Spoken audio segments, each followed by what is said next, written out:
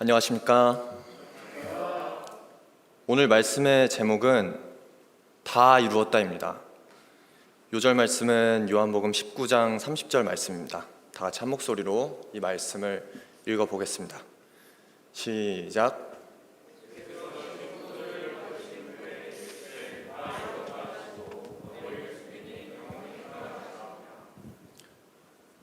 다 이루었다. 예수님이 십자가에 못 박히시고 돌아가시기 직전에 하신 말씀이에요. 무엇을 다 이루셨을까요? 예수님은 2000년 전에 이 땅에 오셨습니다. 이 땅에 오신 데에는 어떤 임무와 목적을 갖고 오셨는데, 그건 바로 진리의 말씀을 전하는 일과 우리들을 죄와 죽음으로부터 구원해 주시는 일이에요. 그래서 예수님은 30여 년 동안 생애를 보내시면서 진리의 말씀을 전하십니다. 그리고 마지막으로 십자가에 못 박히셔서 돌아가시게 되는데, 돌아가시기 직전에 하신 말씀이 바로 다 이루었다 라는 오늘 말씀입니다. 다 이루었다라는 이 말씀에는 많은 의미가 담겨 있습니다. 그 중에 가장 큰 의미는 이 말씀으로 우리들을 죄와 죽음으로부터 구원해주는 구원 역사가 완성되었다는 것이고요. 오늘 말씀을 들으면서 예수님이 어떻게 구원 역사를 완성하시고 완성하기까지 어떤 희생과 고통을 치르셨는지, 이러한 일들을 왜 감당하셔야 하셨는지, 그리고 다 이루었다 말씀하시며 이 완성하신 구원이 우리 인생에 어떤 의미를 주는지 생각해보는 귀한 시간이 될 수 있기를 기도합니다.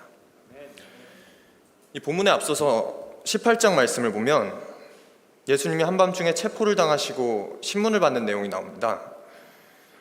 유대인들은 한밤중에 불법 집회를 열어서 자신을 유대인의 왕, 하나님의 아들이라고 말하는 예수님을 신성모독죄로 체포했습니다. 예수님을 체포한 유대인들은 예수님을 죽이려고 했습니다. 하지만 당시 이스라엘은 로마의 식민지였기 때문에 사형 집행권이 없었어요. 그래서 유대인들은 사형 선고를 언도받기 위해 로마에서 파견된 유대 총독 빌라도라는 사람에게 예수님을 데리고 갔습니다. 그래서 빌라도는 예수님을 새벽부터 신문하게 됐습니다. 빌라도는 예수님께 묻습니다. 내가 유대인의 왕이냐? 너희 나라 사람들이 너를 넘겼는데 너는 무슨 일을 하였느냐? 예수님은 대답하십니다. 내 나라는 이 세상에 속한 것이 아니다. 너의 말과 같이 내가 왕이니라. 내가 이 땅에 온 것은 진리에 대하여 증언하러 왔고 진리에 속한 자는 내 음성을 듣느니라. 빌라도는 예수님의 태도와 말씀에 굉장히 놀랐어요. 보통 누군가한테 고소를 당하거나 신문을 받게 되면 작은 억울한 일에도 자기 변호를 하거나 살려고 발버둥 치지 않겠습니까? 빌라도가 경험해본 대부분의 사람들이 아마 이런 모습이었을 겁니다. 그리고 예수님은 빌라도의 말 한마디에 사형을 받을 수도 있는 목숨이 왔다 갔다 하는 그런 상황이었고요. 하지만 예수님께서는 자신을 위해 어떤 변호도 하지 않으셨어요. 예수님은 자신이 십자가에 못 박혀 죽게 될 거라는 사실을 알고 계셨고 그 사실을 받아들이고 계셨습니다. 예수님과 대화를 나눈 빌라도는 유대인들에게 나가서 말합니다. 나는 그에게서 아무 죄도 찾지 못하였다.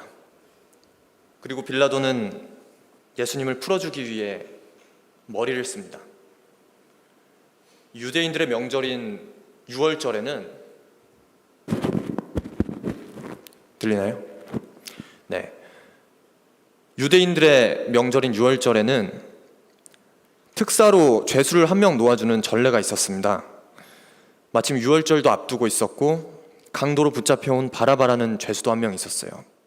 빌라도는 이 흉악범죄자 바라바와 예수님 중에 누구를 놓아줄지 유대인들한테 물었습니다. 하지만 예수님을 죽이기로 작정한 유대인들은 흉악범죄자 바라바를 놓아주라고 외쳤습니다. 자, 다 같이 19장 1절 말씀을 읽어보겠습니다. 시작. 이에 빌라도가 예수를 데려다가 채찍질하더라. 빌라도는 예수님을 죽이려는 무리들에게 만족을 주기 위해서 예수님을 채찍질하도록 명령하였습니다. 빌라도의 명령에 예수님의 팔은 기둥에 묶이고 윗옷이 벗겨졌어요. 그리고 로마 군병의 무자비한 채찍질이 시작됐습니다. 당시 로마의 채찍에는 6개의 가죽끈이 달려 있었는데 끈의 끝부분에는 무거운 납조각이나 날카로운 뼈조각이 붙어 있었습니다. 그래서 채찍에 맞으면 살점이 떨어졌고요. 등 근육에 피하 조직이 갈갈이 찢어지고 근육 속에 혈관들이 터져서 몸의 구석구석에는 피가 고이고 끔찍한 고통을 주었습니다. 채찍을 맞다가 갈비뼈가 부러지거나 창자가 파열돼서 죽는 일도 허다했고요. 예수님은 이러한 채찍을 120대나 맞으셨습니다. 채찍을 때린 군인들은 가시나무를 엮어서 예수님의 머리에 면류관처럼 씌웁니다. 커다란 가시가 예수님의 머리를 뚫고 들어갔고 머리 곳곳에서 붉은 피가 흘러내렸습니다. 군인들은 왕을 상징하는 자색 옷을 예수님한테 입히고 예수님을 조롱하였습니다. 유대인의 왕이여, 평안할지어다. 군인들은 예수님을 조롱하며 예수님의 뺨과 얼굴을 사정없이 때렸습니다. 빌라도는 유대인들에게 나와서 말합니다. 보라, 이 사람을 데리고 너희에게 나오나니 이는 내가 그에게서 아무 죄도 찾지 못한 것을 너희로 알게 하려 함이로다. 그러자 피투성이가 된 예수님이 가시관을 쓰시고 자색 옷을 입은 채 걸어 나오십니다. 빌라도는 이런 자극적인 모습을 군중들한테 보여주면서 이만하면 되지 않았느냐, 이 정도면 너희도 만족하지 않았느냐 라고 하면서 타협하려고 한 겁니다. 하지만 대제사장들과 아랫사람들은 소리를 질렀습니다. 십자가에 못 박으소서! 십자가에 못 박으소서! 그러자 빌라도는 말합니다. 너희가 데려다가 십자가에 못 박으라. 나는 그에게서 죄를 찾지 못하였노라. 그러자 군중들이 말합니다. 우리의 법대로 하면 당연히 죽을 것은 그 사람은 하나님의 아들이라고 하였습니다.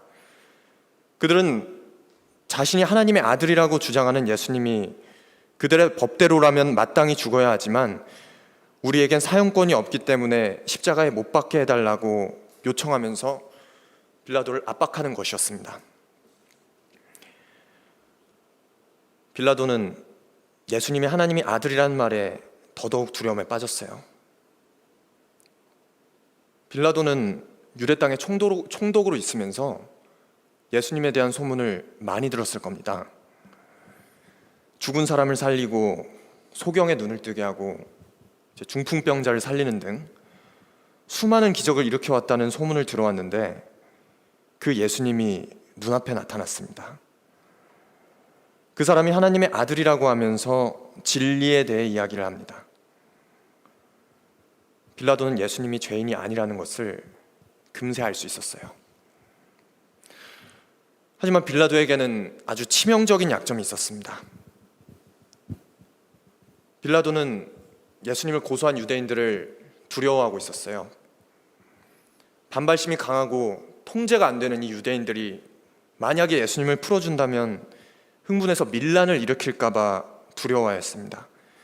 실제로 유대인들은 빌라도가 통치하던 시절에 많은 소란과 폭동을 일으켜 왔었고요.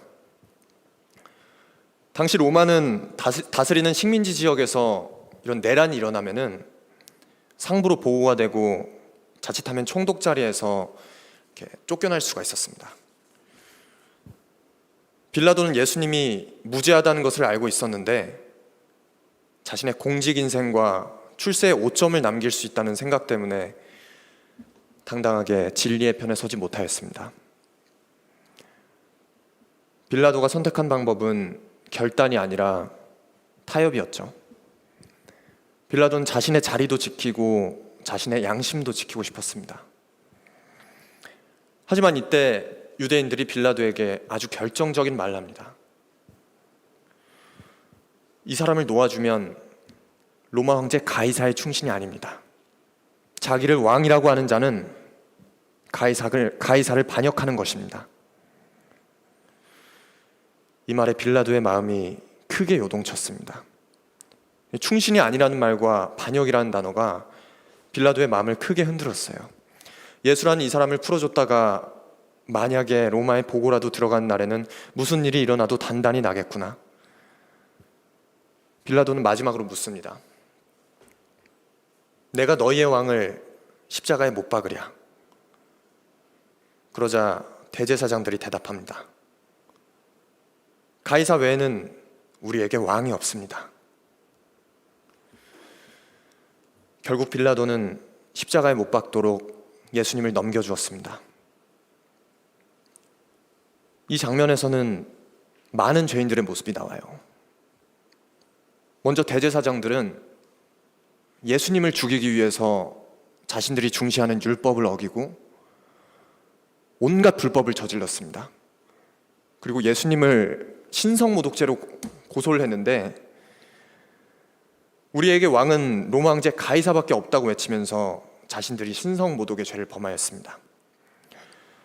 그리고 예수님을 십자가에 못 박으라고 외치는 이스라엘 군중들은 불과 일주일 전만 해도 예수님을 찬양하고 경배하는 자들이었죠. 그 이스라엘의 군중들은 예수님이 로마의 식민지배 가운데 구세주가 되어주시고 현재 상황에서 자신들을 구원해줄 메시아로 믿고 있었습니다.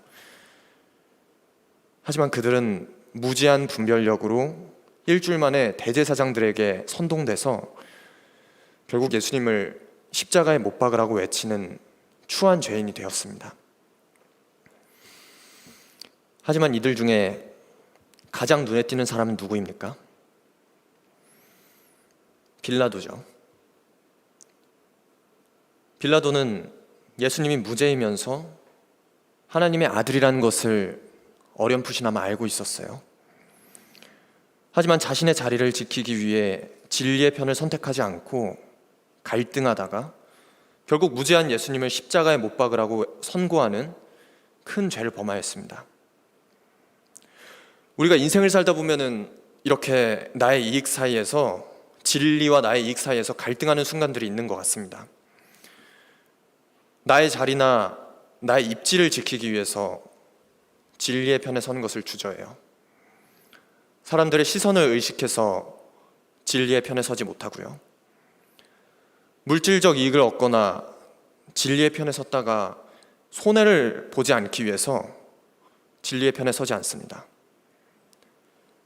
아니면 좀 더 죄안에 거하면서 죄를 즐기기 위해서 우리는 진리에 대한 분명한 결단을 하지 못하고 세상과 타협을 하려고 합니다. 우리가 해야 하는 것은 세상과의 타협이 아니라 진리의 편에 서고자 하는 분명한 결단입니다. 하나님을 믿고 경외하기 때문에 우리는 진리의 편에 서야 합니다. 하나님을 경외한다는 것은 하나님의 주권을 믿고 하나님을 향한 거룩한 두려움을 갖는 것을 말합니다. 하나님께서 진리의 편에 선 나를 지키시고 요새처럼 견고하게 하시며 승리를 주신다는 분명한 믿음을 갖는 것입니다. 자신의 자리를 지키기 위해서 진리의 편에 서지 않은 빌라도는 그 자리를 오래 지키지 못했습니다. 빌라도는 몇 년 후에 그 자리에서 쫓겨나서 평민이 되고 결국은 자살로 생을 마감하게 됩니다. 진리를 지키기 위해서 결단하는 것은 누구나 쉽지 않습니다. 하지만 하나님께서 진리의 편에 선 자를 요새처럼 지키시고 승리를 주신다는 믿음을 가져야겠습니다. 우리가 선택의 순간에 진리의 편에 설 수 있는 믿음을 주시도록 기도해야겠습니다. 다 같이 17절 말씀을 읽어보겠습니다. 시작. 그들이 예수를 맡음에 예수께서 자기의 십자가를 지시고 해골 히브리 말로 골고다이라 하는 곳에 나가시니. 사형 선고를 받으신 예수님은 자신이 못 박힐 십자가를 지시고 골고다 언덕으로 올라가셨습니다. 이때 예수님의 심신은 한계에 도달해 있었어요. 밤샘 신문을 받으시고 죽기 직전까지 채찍을 맞으시고 온갖 조롱과 핍박을 받으신 직후였습니다. 십자가를 지고 언덕을 올라가신 예수님은 수없이 쓰러지셨습니다. 군병들은 그때마다 채찍질을 하고 군홧발로 예수님을 사정없이 때렸습니다. 예수님은 다시 일어나서 올라가시다가 또다시 쓰러지셨어요. 군인들이 군화와 채찍으로 때렸지만 예수님은 마침내 일어설 수 없는 지경까지 이르게 되셨습니다. 오전 9시 예수님은 사형장 골고다 언덕에 도착하십니다. 군병들은 예수님의 옷을 벗겼습니다. 그리고 십자가에 눕혔습니다. 그리고 예수님의 양 손목과 발에 못을 박기 시작했습니다. 당시의 못은 예리한 못이 아닌 대장장이가 만든 울퉁불퉁한 못이었습니다. 18cm가량의 대못이 예수님의 양 손목과 발의 뼈를 으스러뜨리며 박혔습니다. 망치질을 할 때마다 예수님은 온몸을 비틀며 비명을 지르셨습니다. 예수님이 못에 고정되자 십자가가 세워졌습니다. 예수님의 양옆으로는 2명의 강도의 십자가가 세워졌고요. 예수님은 자신의 가족들, 그리고 어머니, 자신을 사랑하던 자들, 제자들, 조롱하는 무리들 앞에서 발가벗겨진 채 십자가에 매달리셨습니다. 십자가는 로마가 만든 역사상 최악의 형벌입니다. 사형수를 발가벗겨서 수치심을 주고 신체의 급소에 손상을 가하지 않고 죽음까지 가장 오랫동안 고통을 당하게 해요. 십자가가 세워지면은 이제 몸이 아래로 처지면서 횡격막이 눌리기 때문에 숨을 쉴 수가 없습니다. 그래서 숨을 쉬기 위해서는 이 못 박힌 손과 발에 힘을 줘서 몸을 밀어 올려야지 잠깐 숨을 쉴 수 있었습니다. 시간이 지나면은 근육에 엄청난 경련과 고통이 밀려오고 보통은 2, 3일 동안 이런 고통을 반복하다가 물과 피를 다 쏟고 호흡곤란과 기아와 쇼크로 죽음을 맞이하게 됩니다. 그 고통이 얼마나 심한지 죽기까지 1000번 이상 까무러진다고 합니다. 육신의 몸을 입으신 예수님도 단 한 번의 숨을 쉬어보기 위해 사투를 벌이셨을 거예요. 시편에서는 예수님이 당하신 고통을 이렇게 표현하였습니다.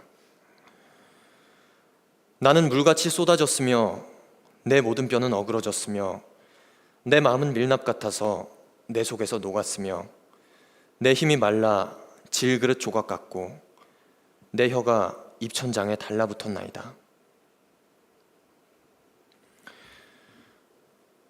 죄 없는 예수님이 왜 이런 고통을 당하셔야 했습니까? 이사야서에서는 말합니다. 그가 찔림은 우리의 허물 때문이요 그가 상함은 우리의 죄악 때문이라. 그가 징계를 받음으로 우리는 평화를 누리고 그가 채찍에 맞음으로 우리는 나음을 받았도다. 우리는 다 양 같아서 그릇 행하여 각기 제 길로 갔거늘 여호와께서는 우리 모두의 죄를 그에게 담당시키셨도다. 예수님이 고난당하신 것은 우리의 죄 때문입니다. 사람이 죄를 지으면 반드시 그 대가를 치러야 합니다. 살아있는 동안에는 죄의식 때문에 우리가 그 고통을 스스로 감당하고 우리가 죽게 되면은 그 죄 때문에 지옥에서 영원한 심판을 받게 되죠. 하지만 사람이 죄를 안 지을 수 있습니까? 사도 바울은 로마서에서 말했습니다. 모든 사람이 죄를 범하였음에 하나님의 영광에 이르지 못하더니 기록된 바 의인은 없나니 하나도 없으며. 우리 인간은 아담의 피가 흐르기 때문에 죄를 지을 수밖에 없습니다. 근데 죄를 용서받기 위해서는 그 대가가 필요한데 그 대가는 바로 피였습니다. 하나님께서는 흠이 없는 짐승을 제물로 바쳐서 피를 흘리게 해서 인간의 죄를 대신 속죄하도록 하셨습니다. 하지만 짐승을 희생시키며 드리는 속죄는 그때뿐이었고 인간은 죄를 지을 때마다 계속해서 짐승을 희생시켜야 했고요. 그런데 마침내 하나님께서는 범죄한 인간을 위해 희생제물로 예수님을 보내셨습니다. 예수님은 우리 대신 희생제물이 되셔서 십자가에 못 박히셨습니다. 예수님이 흘리신 피는 우리들의 죄에 대한 속죄의 제사가 돼서 하나님께 드려졌고요. 이 단 한 번의 사건으로 인해서 우리는 과거의 죄, 그리고 현재의 죄, 미래의 죄까지 모두 용서받게 되었습니다. 30절 말씀을 다 같이 읽어보겠습니다. 시작. 예수께서 신 포도주를 받으신 후에 이르시되 다 이루었다 하시고 머리를 숙이니 영혼이 떠나가시니라. 예수님께서 말씀하신 다 이루었다라는 이 말씀은 우리의 구원을 완성하셨다는 뜻입니다. 예수님이 십자가에 매달리셔서 우리의 죄를 위한 희생제물이 되신 이 죽음으로 우리는 영원하고 온전한 속죄를 받을 수 있게 되었습니다. 우리는 더 이상 죄를 해결하기 위해서 희생제물을 바치거나 어떤 인간적인 노력을 할 필요가 없게 됐고요. 단순히 예수님의 십자가를 믿고 영접하면 우리는 모든 죄로부터 자유하게 되고 영생을 선물로 받게 되었습니다. 그러므로 우리는 예수님의 십자가 앞에 나가야 합니다. 십자가 앞에 나아가서 내가 어떤 죄인인지 고백하고 예수님 앞에, 예수님의 이 십자가 앞에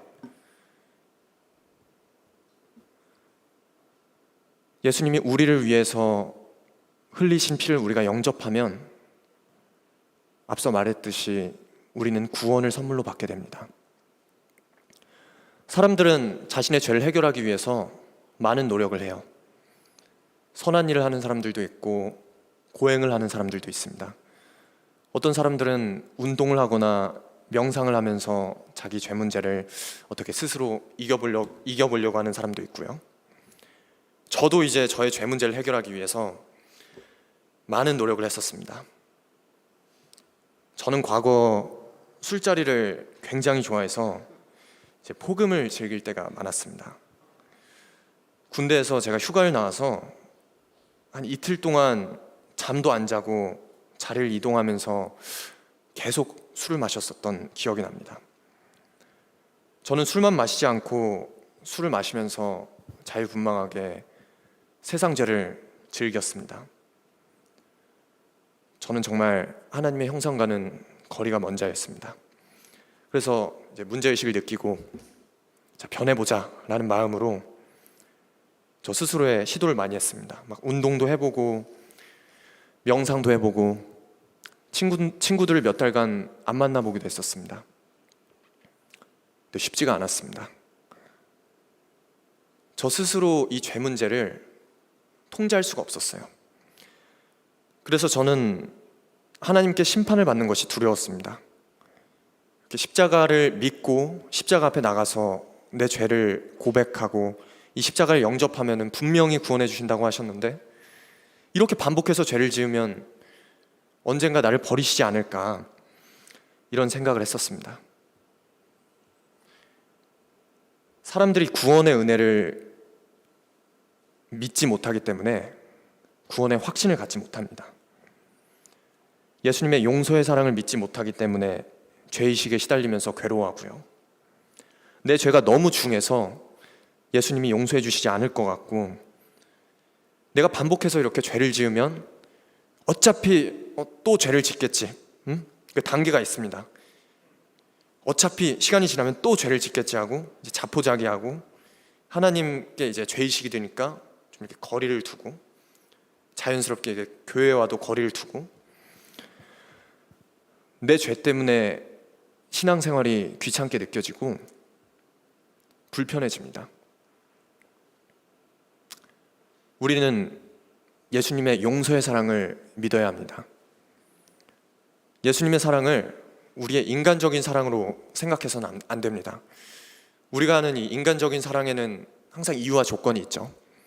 상대 외모 때문에 이렇게 사랑을 할 수도 있고, 상대의 어떤 성격이나 아니면 뭐 돈 때문에 사랑을 할 수도 있습니다.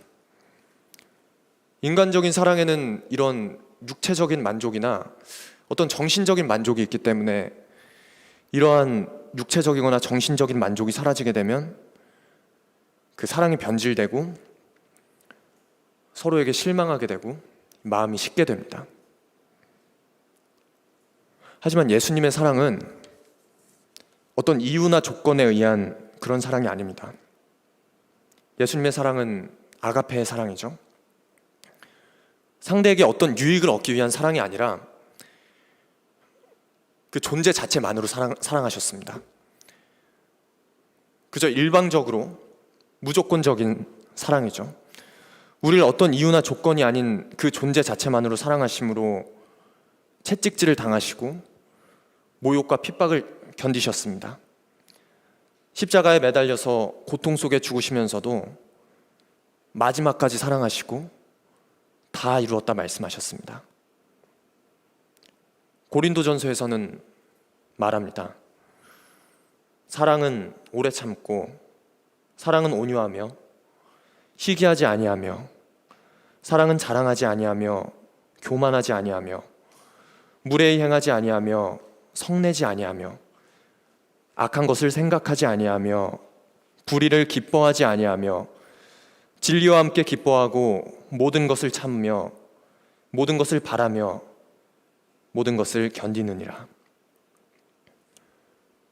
믿음, 소망, 사랑, 이 세 가지는 항상 있을 것인데 그 중에 제일은 사랑이라. 저는 십자가 말씀을 준비하면서 예수님의 사랑을 살면서 처음으로 깨닫게 되었습니다. 저는 어린 시절에 밝고 장난기 많은 성격이었지만 엄격했던 집안 분위기 때문에 사람들 앞에 나서서 얘기를 하거나 이런 것에 쑥스러움을 좀 많이 타고 의사 표현을 잘 못했었습니다.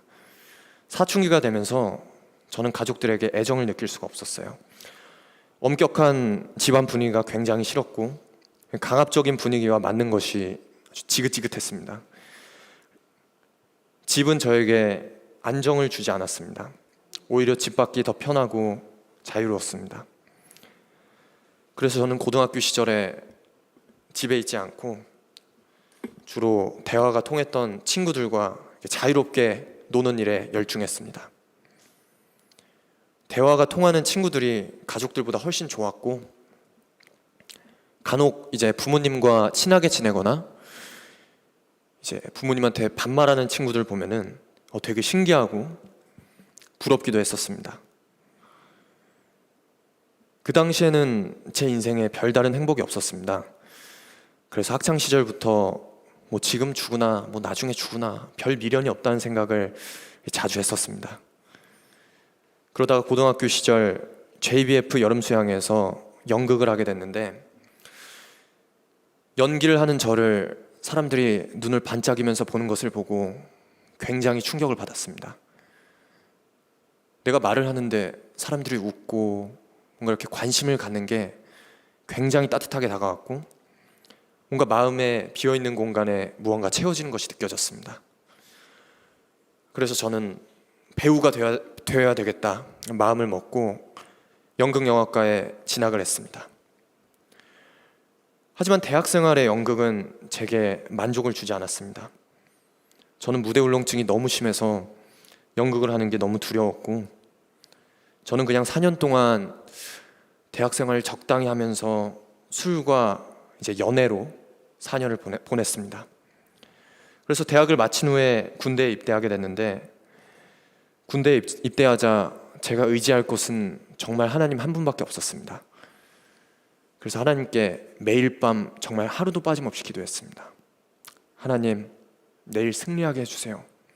내일은 제발 집합이 걸리지 않고 제발 잠을 잘 수 있게 해주세요. 하나님께서는 하나님을 온전히 의지하는 저를 승승장구하게 하셨습니다.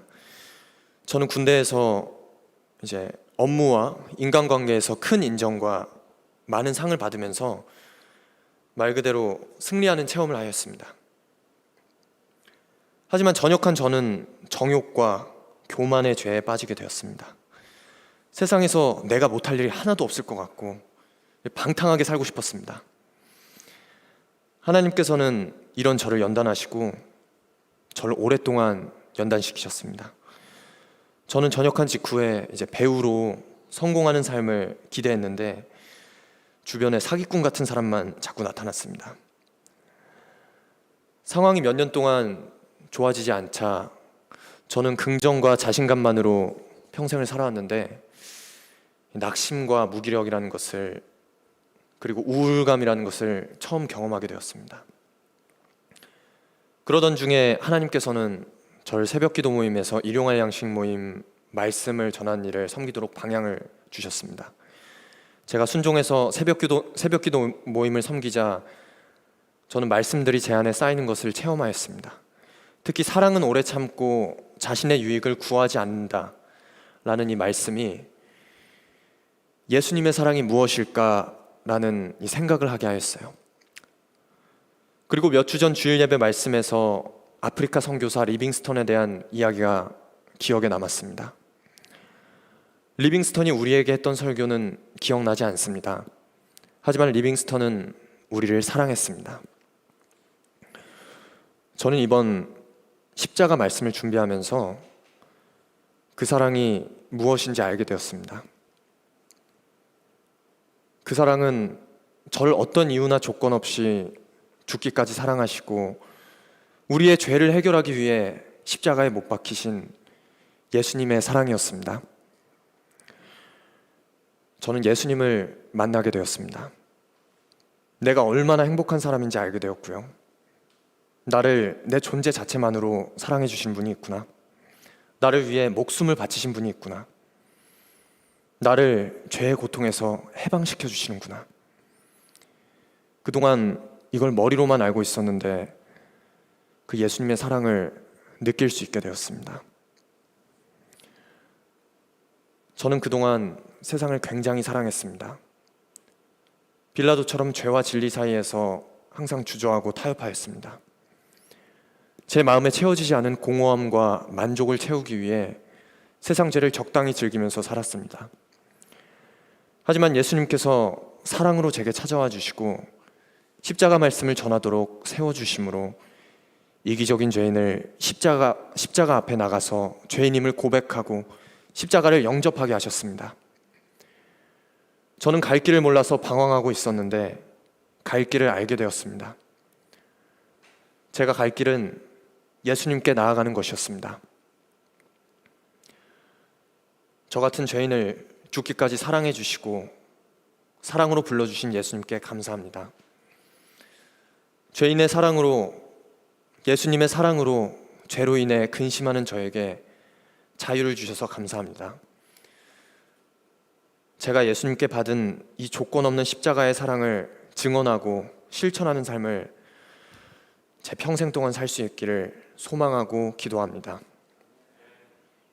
결론적으로 예수님이 하신 다 이루었다라는 이 말씀에는 우리를 위한 구원의 완성과 우리를 향한 예수님의 조건 없는 사랑이 있습니다. 예수님은 우리의 죄를 위해서 십자가에 못 박혀 돌아가셨고 우리가 받아야 할 죄의 대가를 완전히 치러주셨습니다. 오늘 이 시간, 이 순간에도 그 사실을 단순히 믿고 영접하는 사람에게 온전히 구원을 주시고요. 오늘 말씀을 듣는 모든 분들이 예수님의 십자가 앞에 나가서 이 십자가를 영접함으로 구원의 은혜를 충만히 누릴 수 있는 그런 인생이 될 수 있기를 소망하고 기도합니다. 기도하겠습니다. 하나님 아버지, 오늘 말씀처럼 저희를 위해 독생자 예수님을 보내주시고 예수님을 통해 저희를 사랑하심으로 저희의 죄를 용서해 주시고 구원해 주셔서 감사합니다. 저희가 예수님의 십자가 앞에 나가서 저희의 죄를 고백하고 이 십자가를 영접함으로 구원의 은혜를 평생 동안 누리는 그런 인생이 될 수 있기를 기도합니다. 예수님 이름으로 기도했습니다. 아멘.